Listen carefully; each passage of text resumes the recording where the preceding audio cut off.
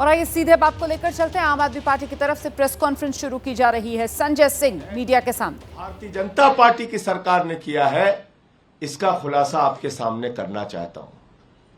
और यह भ्रष्टाचार इलेक्टोरल बॉन्ड के नाम पर हुआ है। इलेक्टोरल बॉन्ड के नाम पर यह घोटाला, यह भ्रष्टाचार हुआ। नियमों का बदलाव किया गया, हजारों करोड़ की टैक्स की छूट दी गई, लाखों करोड़ को कंपनियों को ठेका दिया गया, और यह सब कुछ पर्दे के पीछे चल रहा था। मैं तो धन्यवाद देना चाहता हूं माननीय सर्वोच्च न्यायालय का, जिन्होंने मुंह से, छाती से, दिमाग से जहां जहां इनका डाटा छुपा हुआ था वो सारा का सारा डाटा खींच के देश की जनता के सामने निकाल के रख दिया। मैं धन्यवाद देना चाहता हूं माननीय सर्वोच्च न्यायालय का। और आज जो मैं खुलासा करने जा रहा हूं, इसकी तो पूरी सीरीज अब चलेगी कि कितनी बड़ी घोटालेबाज पार्टी है भारतीय जनता पार्टी और कितने बड़े महाभ्रष्ट सरकार हिंदुस्तान की इस समय चल रही है मोदी सरकार। मैं एक एक करके खुलासा कर रहा हूं। 33 कंपनियां ऐसी हैं जिनको 7 साल में 1 लाख करोड़ रुपए का घाटा हुआ। 33 इनको पिछले 7 वर्षों में 1 लाख करोड़ रुपए का घाटा हुआ, 1 लाख करोड़ रुपए का।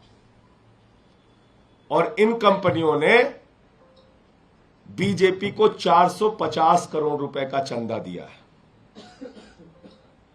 दूसरी कैटेगरी है,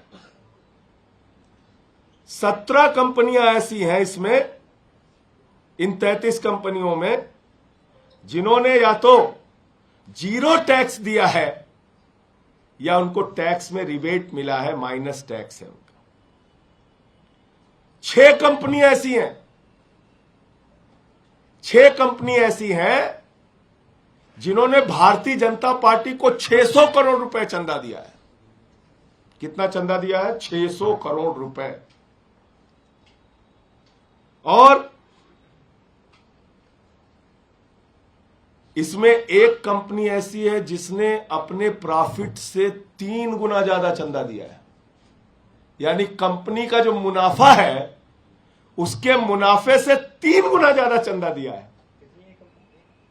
कितने बड़े हृदय की कंपनी है देखिए। उसका बेचारे का मुनाफा ही नहीं हुआ, लेकिन मुनाफा नहीं होने के बावजूद उसने 3 गुना ज्यादा चंदा दिया है।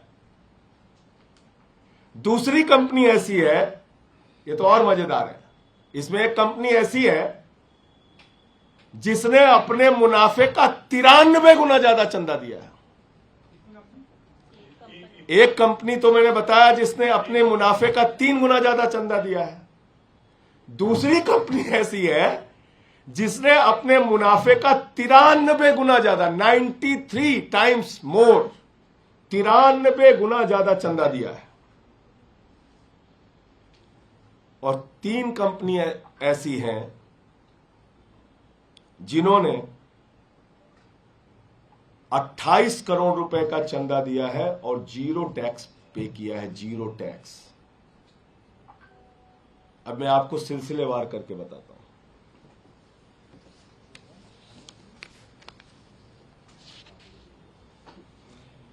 एक कंपनी है भारती एयरटेल, इसने 200 करोड़ रुपए का चंदा भारतीय जनता पार्टी को दिया है और 77,000 करोड़ रुपए का घाटा इसको हुआ है। याद रखिएगा, 2017 से 2023 तक 77,000 करोड़ रुपए का घाटा हुआ है और घाटे के बावजूद बहादुर ने 200 करोड़ रुपए का चंदा बीजेपी को दिया है और इसको टैक्स में छूट मिली है 8,200 करोड़ रुपए की। कितनी?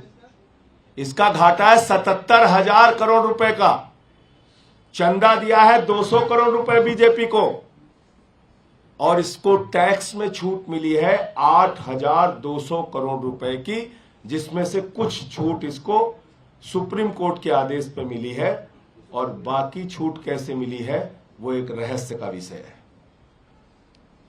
दूसरी कंपनी है डीएलएफ। इसने 25 करोड़ रुपए का चंदा भारतीय जनता पार्टी को दिया है और इसको टोटल घाटा जो हुआ है 130 करोड़ रुपए का हुआ है 7 वर्षों में। 7 साल में 130 करोड़ का घाटा उठाने वाली कंपनी 25 करोड़ रुपए का चंदा भारतीय जनता पार्टी को देती है और इसको टैक्स में जो छूट मिली है वो कितने की मिली है? 20 करोड़ की टैक्स की छूट मिली है। 130 करोड़ के घाटे वाली कंपनी 20 करोड़ के टैक्स की छूट और 25 करोड़ बीजेपी को चंदा। एक कंपनी है steel Satec engineering India private limited. इसने 12 करोड़ रुपए का चंदा दिया है। इसका कुल घाटा 150 करोड़ रुपए का है 7 साल में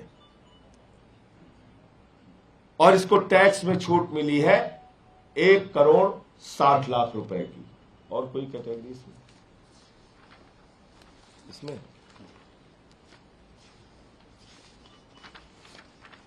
नहीं, ये 3 कंपनियां हो गई इधर।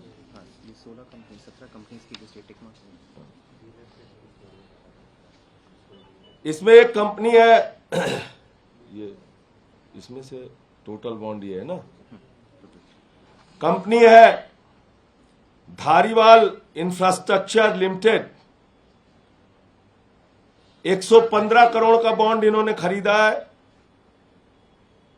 बीजेपी को 24 करोड़ रुपए दिए हैं। 24 करोड़ 96 लाख रुपए दिए हैं। घाटा 299 करोड़ का हुआ है और इन्होंने जीरो टैक्स पे किया है। जीरो टैक्स, सुनते जाइए कितना बड़ा घोटाला हुआ है। एक कंपनी है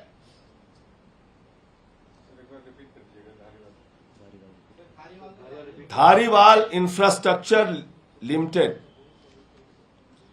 115 करोड़ का इन्होंने टोटल इलेक्टोरल बॉन्ड खरीदा।